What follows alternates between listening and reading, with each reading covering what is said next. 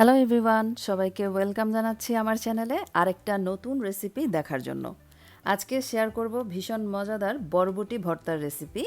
তার জন্য এখানে প্রায় 200 গ্রামের মতো আমি ফ্রেশ বরবটি নিয়ে নিয়েছি। সাথে নিয়েছি একটা পেঁয়াজ, একটা রসুন আর কয়েকটা কাঁচামরিচ। এবারে সবগুলো উপকরণ ধুয়ে কেটে নিব। প্রথমে বরবটিটাকে সিদ্ধ করব, তো খুব ভালোভাবে ধুয়ে নিয়েছি আর ছোট ছোট টুকরা করে কেটে নিয়েছি। এবারে এর মধ্যে পরিমাণ মতো পানি দিতে হবে। পানির পরিমাণ খুব বেশি দেওয়া যাবে না, আন্দাজ মতো দিতে হবে যেন বরবটিটা সিদ্ধ হয় আর পানিটাও শুকিয়ে যায়। সামান্য একটু লবণ দিয়ে দিলাম আর কাঁচামরিচগুলোও দিয়ে দিলাম। এবারে ঢাকবো না, ঢাকনা ছাড়াই চুলার আঁচটাকে মিডিয়ামে রেখে বরবটিগুলো সিদ্ধ করে নিব। ঢাকবো না এই কারণে, এতে করে বরবটির রঙটা খুব সুন্দর থাকবে। ঢাকনা ছাড়া বরবটিগুলো সিদ্ধ হতে একটু সময় লাগবে, কিন্তু বরবটির রঙটা কিন্তু অনেক বেশি সুন্দর থাকবে। ভর্তাটা বানানোর পরে একদম সবুজ রঙের হবে, দেখতে কিন্তু অনেক বেশি ভালো লাগে। তাই এই টিপসটা আপনারা ফলো করে বরবটিটা সিদ্ধ করে নেবেন। প্রায় 10-12 মিনিট পরে বরবটিটা যখন সেদ্ধ হয়ে যাবে, তখন চুলার আঁচটাকে একটু বাড়িয়ে পানিটা শুকিয়ে নিতে হবে। বরবটিটা নামিয়ে হাঁড়িটাকে ক্লিন করে নিয়েছি আর এর মধ্যে আমি দিয়ে দিচ্ছি সরিষার তেল প্রায় 3 টেবিল চামচের মতো। আর সেই কেটে রাখা পেঁয়াজ আর রসুন আস্ত দুটো যে নিয়েছিলাম, পুরোটাই কিন্তু আমি ব্যবহার করছি আজকে বরবটি ভর্তার মধ্যে। রসুনের পরিমাণটা একটু বেশি হলে এই বরবটির ভর্তার স্বাদটা অনেক বেশি ভালো লাগে, তাই রসুনটা আমি পুরোটাই ব্যবহার করেছি। এবারে হালকা নরম হয়ে যাওয়া পর্যন্ত এই পেঁয়াজ রসুনগুলো একসাথে ভেজে নিতে হবে। আর আজকে ভর্তাতে আমি কোনো শুকনা মরিচ ব্যবহার করব না, এতে করে বরবটির রঙটা সবুজ থাকবে, যেটা আমার কাছে খুব ভালো লাগে। তবে যারা ভর্তাতে শুকনা মরিচ খেতে পছন্দ করেন তারা চাইলে অ্যাড করতে পারেন নিজেদের স্বাদ অনুযায়ী। পেঁয়াজ রসুন ভাজা হয়ে গেছে, একটা প্লেটে নিয়ে নিলাম আর বরবটিটাও এদিক থেকে ঠান্ডা হয়ে গেছে।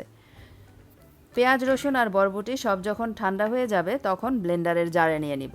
আর সবগুলো একবারে দিব না, আমি প্রথমে অর্ধেক পরিমাণে বরবটি নিয়ে নিচ্ছি। আর বরবটিটা কিন্তু একদম শুকনা, কোনো পানি নেই, এরকম শুকনা করেই কিন্তু বরবটিটা সেদ্ধ করে নিতে হবে। তাহলে ভর্তা তৈরি হয়ে যাওয়ার পর আর অনেক বেশি পাতলা হবে না বা পানি ছেড়ে দিবে না। স্বাদ অনুযায়ী একটু লবণ দিয়ে দিলাম। এখন এটাকে ব্লেন্ড করব। চাইলে পাটায় পিষেও কিন্তু ভর্তাটা তৈরি করে নিতে পারেন, সেক্ষেত্রে স্বাদ আরও বেশি ভালো হবে। এই তো প্রায় মিনিট খানেকের মতো ব্লেন্ড করে নিয়েছি। এখন চামচ দিয়ে একটু নাড়িয়ে দিলাম, এতে করে সবগুলো বরবটি বা পেঁয়াজ রসুন সুন্দরভাবে ব্লেন্ড হবে। আর বাকি যে অর্ধেক পরিমাণ ছিল সেগুলো সবগুলোই দিয়ে দিচ্ছি। এখন আবারও ব্লেন্ড করে নিব।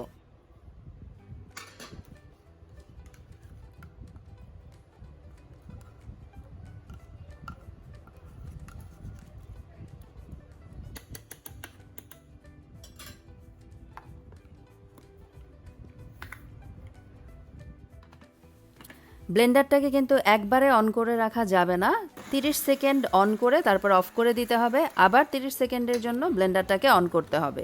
তো আমি 1 মিনিটের জন্য ব্লেন্ড করে আবারও চামচ দিয়ে একটু কাচিয়ে মাঝে এনে দিচ্ছি, এতে করে ভর্তাটা সুন্দর হবে। আবারও 30 সেকেন্ডের জন্য আমি ব্লেন্ড করে নিচ্ছি। এইভাবে যতক্ষণ না স্মুথ পেস্ট হয়ে যায় ততক্ষণ পর্যন্ত ব্লেন্ড করে নিতে হবে। এই যে আমাদের ভর্তা রেডি হয়ে গেছে। ভীষণ সুস্বাদু এই বরবটির ভর্তাটা গরম ভাতের সাথে খেতে অসাধারণ লাগে। তো এইভাবে ভর্তা একবার বানিয়ে খেয়ে দেখবেন, আর কেমন লাগলো আপনাদের কাছে কমেন্ট করে জানাবেন। আর যারা আমার চ্যানেলে নতুন তারা প্লিজ চ্যানেলটাকে সাবস্ক্রাইব করে সাথেই থাকবেন। আজকে এই পর্যন্তই, সবাই অনেক বেশি ভালো থাকবেন। বিদায় নিচ্ছি, আল্লাহ হাফেজ।